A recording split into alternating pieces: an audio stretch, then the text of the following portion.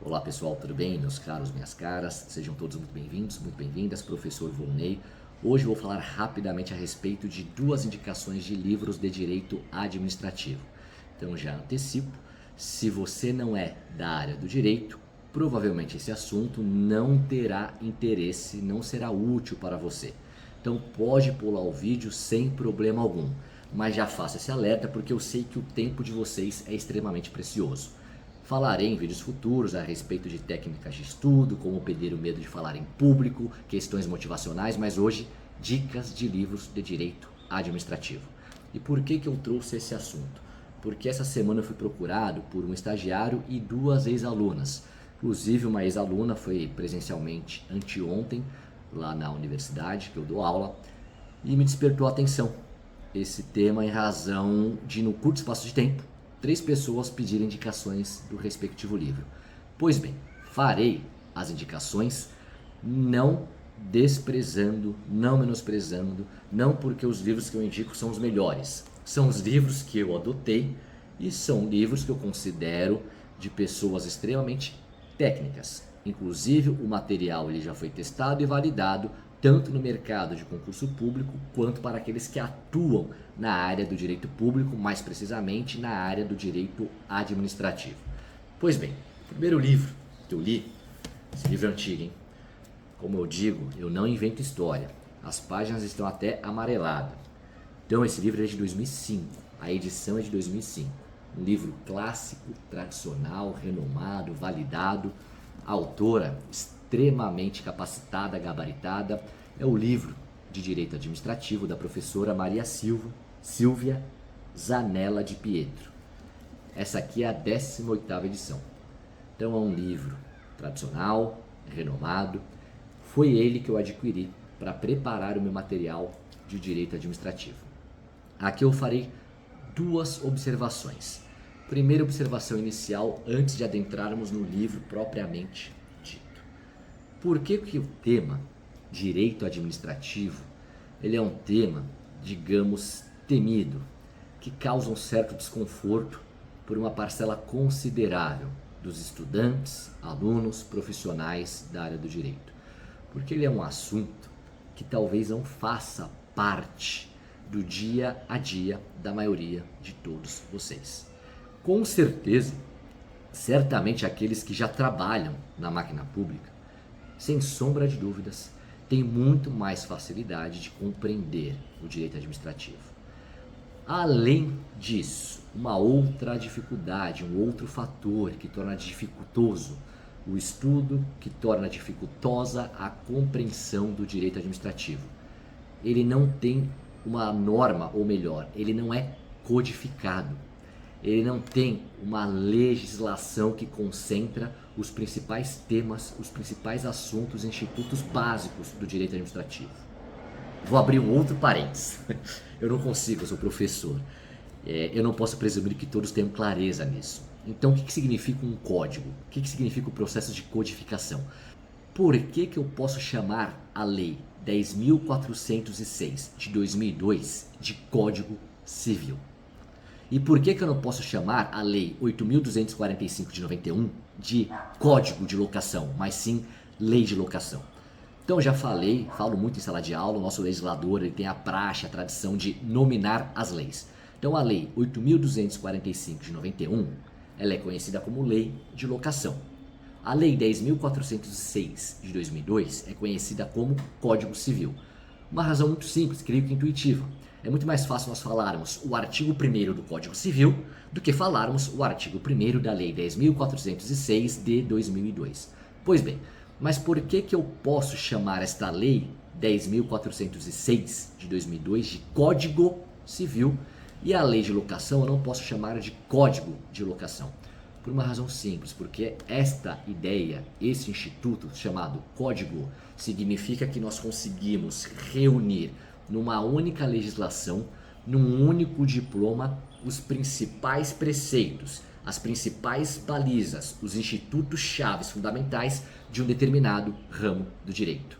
Então a Lei 10.406 de 2002, leia-se Código Civil, nós chamamos de código porque Essa lei, ela concentra os principais temas, institutos, princípios basilares, fundamentos para todo o direito civil.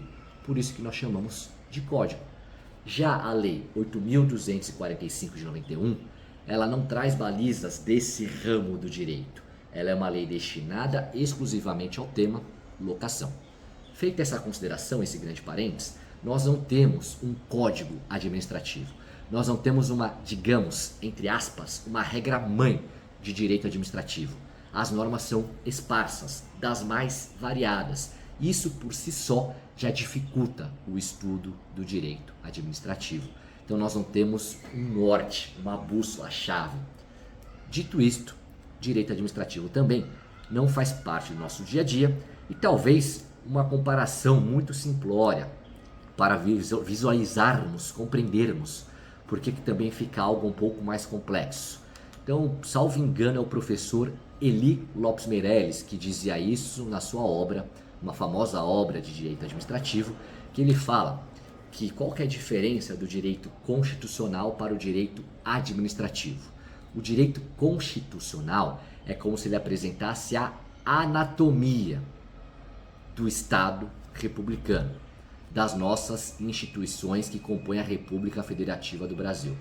Então, ele faz uma comparação utilizando-se uma metáfora, utilizando-se a medicina. Então, o direito constitucional estaria para a anatomia na medicina e o direito administrativo estaria para a fisiologia. Então, o direito constitucional, ele traz a anatomia. Então, ele fala que nós temos 3 poderes, um poder judiciário, um poder legislativo, um poder executivo. E ele vai fazendo ali a apresentação das partes. Poder executivo, nós temos o chefe do executivo, nós temos o chefe do executivo sendo assessorado pelos ministros e por aí vai. Agora o direito administrativo, ele traz o funcionamento da máquina. Inclusive, se nós pensarmos nessa metáfora apresentada pelo professor Eli Lopes Meirelles, ela demonstra como é mais fácil nós conhecermos a anatomia do que a fisiologia.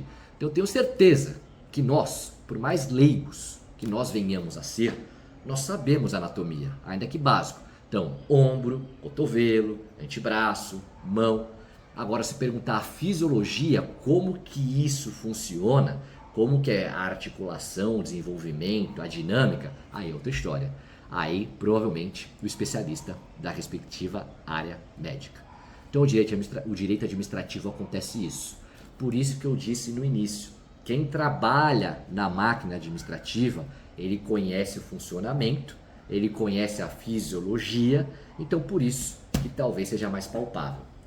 Feitas essas considerações, para de enrolar, professor, fala logo. Quais são os livros que o senhor leu? Então, o livro, como eu estava dizendo, o primeiro deles foi o livro da professora Maria Silvia Zanella de Pietro. Livro clássico, tradicional, não tem erro. O que acontece? Alguns alunos, e aqui mais uma vez, não estou criticando nem elogiando, é uma obra consagrada, inclusive eu utilizei e deu certo. Fui aprovado nos concursos públicos com essa obra. O que acontece? Alguns alunos talvez eles não se familiarizem muito com essa obra, talvez pela linguagem. Uma linguagem talvez mais clássica, mais formal, não sei.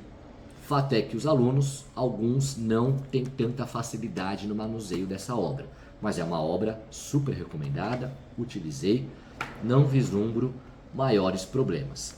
O que eu vou falar o tempo todo, falei inclusive no vídeo anterior. Pegou o livro, selecionou, vai com ele de ponta a ponta, não larga no meio, não vire um empilhador de livros. Então, observe, eu não invento história, não sei se vocês vão conseguir visualizar.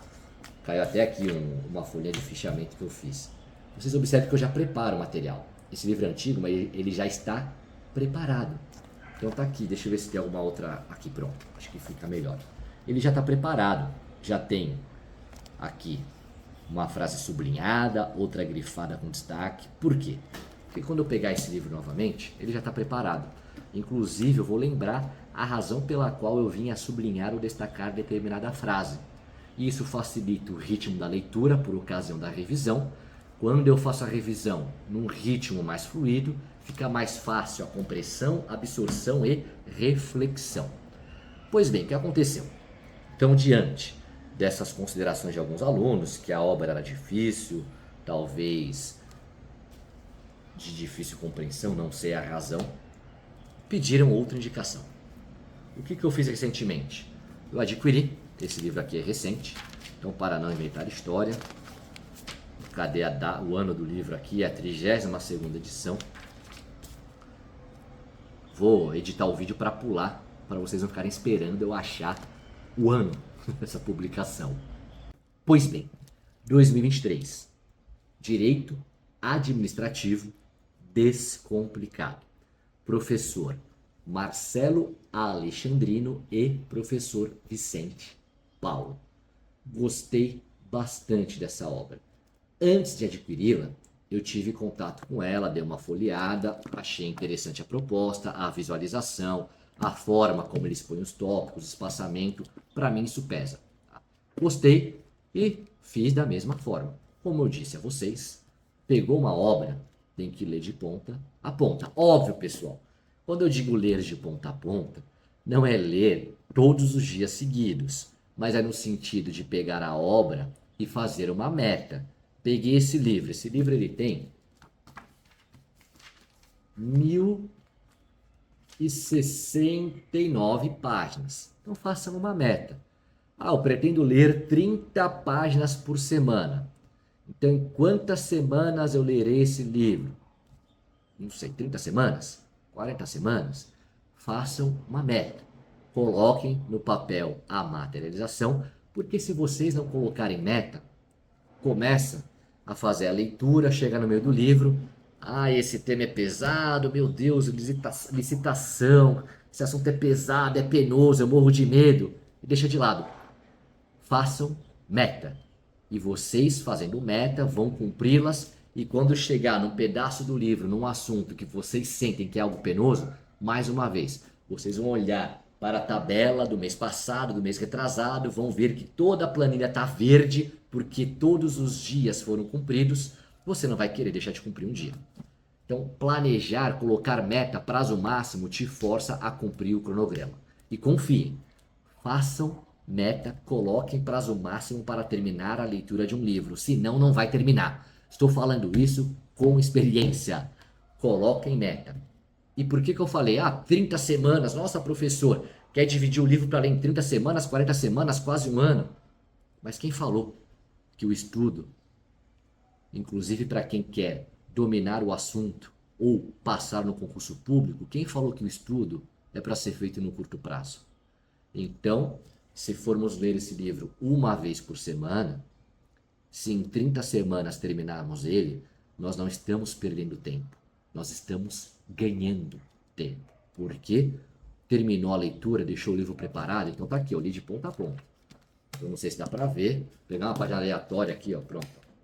Tá grifado. Tá sublinhado, tá grifado. Vou pegar a página aleatória aqui, momento história. Aqui, eu li o livro de ponta a ponta.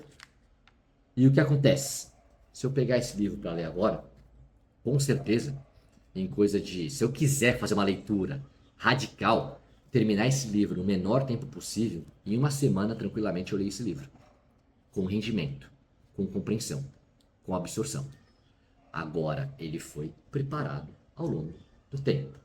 Mas voltando então, essa indicação de livro, e como que agora eu posso comprovar que esse livro ele foi testado, validado, aprovado, aceito pela comunidade, é um livro com uma indicação importante.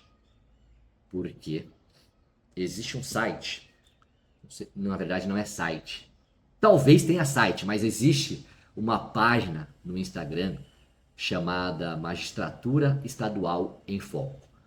É uma página dedicada àqueles que desejam prestar concurso para a magistratura. Por que eu acho interessante essa página? Independente do concurso que você pretenda prestar, ou independente se você vai advogar na área. Porque essa página da Magistratura Estadual em Foco, de tempos em tempos, ela publica uma pesquisa na qual ela entrevista os aprovados no concurso para a magistratura no país inteiro, seja magistratura de estado, magistratura federal, juiz do trabalho, enfim. Ela faz uma pesquisa com os magistrados, aqui são parentes. Juiz do trabalho eu não sei, tá? Porque a página chama Magistratura Estadual em Foco. Se é magistratura estadual, creio que seja pesquisa com juízes que prestaram concurso para tribunais estaduais. Mas retomando, enfim. Pega, faz entrevista com todos esses magistrados recém-aprovados. E a última publicação dessa página, Magistratura Estadual em Foco, ela fez uma entrevista com 230 juízes aprovados nos últimos concursos pelo país inteiro. E ela pergunta: qual livro o senhor, Vossa Excelência, estudou para direito administrativo? E estou aqui com a anotação. Nessa pesquisa, então, de 230 candidatos aprovados na magistratura nos últimos concursos dos últimos anos, 62 desse universo de 230 adotaram esse livro. Eu confesso que quando eu adquiri esse livro, eu não fazia ideia dessa estatística. Eu comprei esse livro porque antes de comprar uma obra, um livro, eu procuro ter contato com livros. Se eu não consigo ter contato físico, tem alguns sites, algumas livrarias, algumas editoras que elas permitem que você tenha acesso a algumas páginas do livro. Eu nunca compro um livro sem ter contato prévio, a não ser que seja indicação de uma pessoa, de uma fonte de extrema confiança. Mas para minha surpresa, uma feliz surpresa, esse livro aqui então, ele está no segundo lugar de escolha por parte das pessoas que foram aprovadas no concurso ou nos concursos da magistratura nos últimos anos. A obra que está em primeiro lugar, eu não me recordo, confesso que eu não me recordo, eu não anotei. A página do Insta está no celular e eu estou usando o celular para gravar esse vídeo. Então, mas irei colocar aqui nos comentários a parte de cima. Como eu disse a vocês, pessoal, se for para fazer algo perfeito, se for para fazer algo que vai me tomar tempo, eu não faria. Então eu parei aqui de uma forma muito rápida, num intervalo, numa janela de tempo, para fazer esse vídeo. E o importante é o conteúdo, não é a perfeição do vídeo. Então, finalizando, essas duas obras que eu utilizo até hoje. Hoje eu utilizo mais a obra do professor Vicente Paulo e Marcelo Alexandrino, não por questão doutrinária, acadêmica, de escrita, é porque é a obra que eu tenho mais atualizada. Inclusive, o tema licitação e contratos administrativos, nós tivemos uma lei que inseriu uma mudança de grande relevância e esse livro já está atualizado. Por isso que eu estou utilizando ele para fazer as minhas revisões quando necessário. Professor, você já é concursado, já está na carreira há quase 20 anos, ainda lê direito administrativo? Claro que sim, o estudo é para a vida inteira, pequeno gafanhoto. Volto a dizer, se vocês querem se tornar um profissional de ponta, seja no concurso público, seja na área do direito ou em qualquer outra área profissional, o estudo é para a vida inteira. Fico à disposição se vocês quiserem fazer algum comentário, sugerir algum assunto. Se vocês sabiam, alguém sabia dessa dica do site? Não é site, dessa página Magistratura em Foco? Você sabia que existe essa página e de tempos em tempos ela coloca os melhores livros, as obras mais utilizadas para as pessoas que passaram no concurso público? Deixa aí nos comentários, vou ficar muito feliz de interagir com vocês. Por hora é isso. Como sempre, gostaram, fez sentido, compartilha, curta, comente. É isso, pessoal. Grande abraço, fiquem com Deus.